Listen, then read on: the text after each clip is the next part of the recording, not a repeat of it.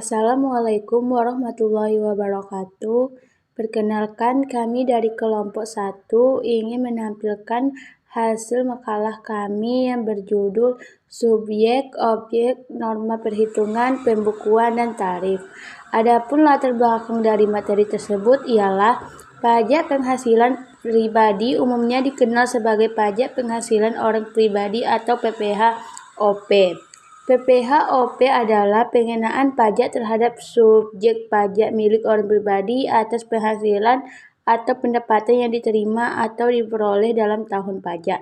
Adapun PPh terbagi menjadi 2 kategori berdasarkan sumber pendapatan atau penghasilan yang diperoleh wajib pajak. 2 kategori tersebut yaitu PPh pasal 21 dan PPh pasal 26.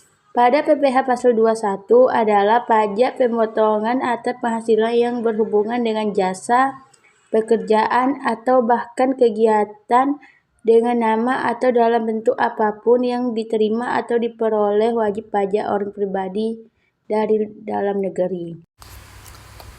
Baiklah, selanjutnya adalah subjek PPh badan. Pajak penghasilan dikenakan terhadap subjek pajak atas penghasilan yang diterima atau yang diperolehnya dalam tahun pajak. Dalam pembahasan segmen badan usaha ini, yang menjadi subjek pajak adalah badan dan bentuk usaha tetap.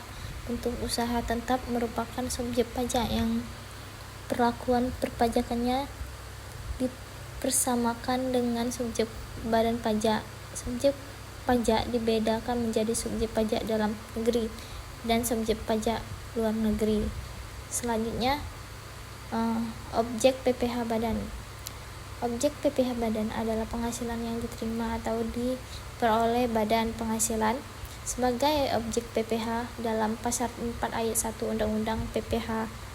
Di antaranya adalah 1. Hadiah dari kegiatan dan penghargaan, 2. Laba usaha, 3. Keuntungan karena penjualan atau karena pengalihan harta selain tanah dan bangunan, 4.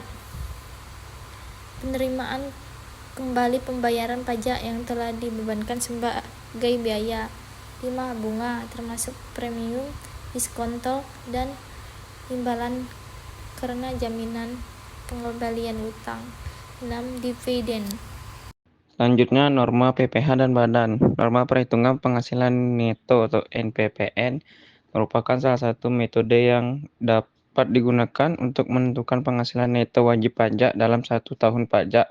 Untuk digunakan sebagai dasar perhitungan penghasilan kena pajak, metode ini tercantum dalam Undang-Undang Republik Indonesia Nomor 36 Tahun 2008 tentang pajak penghasilan, tepatnya pada pasal 14, serta dijelaskan secara khusus di dalam Peraturan Direktur Jenderal Pajak Nomor per 17 PJ 2015 yang ditetapkan tanggal 10 April 2015. Di dalam Per 17 PJ 2015 yang terdiri dari 9 pasal dan 4 lampiran menjelaskan secara rinci tentang mekanisme norma perhitungan penghasilan neto. Selanjutnya itu pembukuan PPh dan badan. Pembukuan ini berlaku untuk wajib pajak kepribadian, wajib pajak, dan badan. Ketentuan pembukuan diatur pasal 28 Undang-Undang KUP berdasarkan dokumen dari Kementerian Keuangan. Isi dari pasal 28 UU KUP adalah sebagai berikut. Yang pertama, wajib pajak orang pribadi yang melakukan kegiatan usaha atau pekerjaan bebas dan wajib pajak badan di Indonesia wajib menyelenggarakan pembukuan. Yang kedua, wajib pajak yang dikecualikan dari kewajiban menyelenggarakan pembukuan pajak orang pribadi yang melakukan kegiatan usaha atau pekerjaan bebas yang sesuai dengan ketentuan peraturan perundang-undangan perpajakan diperbolehkan menghitung penghasilan neto dengan menggunakan norma perhitungan penghasilan neto dan wajib pajak orang pribadi yang tidak melakukan kegiatan usaha atau pekerjaan bebas. Saya akan melanjutkan materi berikutnya yaitu tarif badan. Melalui peraturan pemerintah atau PP nomor 30 tahun 2020 tentang penurunan tarif pajak penghasilan bagi wajib pajak dalam negeri yang berbentuk perseroan terbatas. Tarif PPh badan diturunkan. Beli dini dikeluarkan untuk melaksanakan pasal 5 ayat 3 Undang-Undang Nomor 2 Tahun 2020 tentang penetapan peraturan pemerintah pengganti undang-undang atau Perpu Nomor 1/2020 tentang selama ini tarif PPh badan normal adalah 25% dari penghasilan kena pajak. Baiklah, kita masuk bagian kesimpulan, yaitu kesimpulan dari materi hari ini, yaitu apabila sudah mempunyai NPWP hanya mempunyai kewajiban pelaporan pajak saja.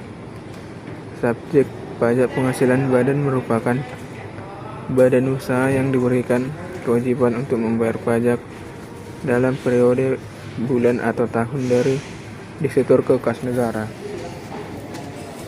Subjek badan undang-undang ketentuan umum dan tata cara perpajakan atau undang-undang KUP yang menjadi objek pajak penghasilan badan adalah penghasilan, yaitu setiap tambahan kemampuan ekonomis yang diterima atau diperoleh wajib yang berasal dari Indonesia maupun dari luar Indonesia, yang dapat dipakai untuk konsumsi atau menambah kewajiban kekayaan wajib pajak yang bersangkutan dengan nama dan dalam bentuk apapun.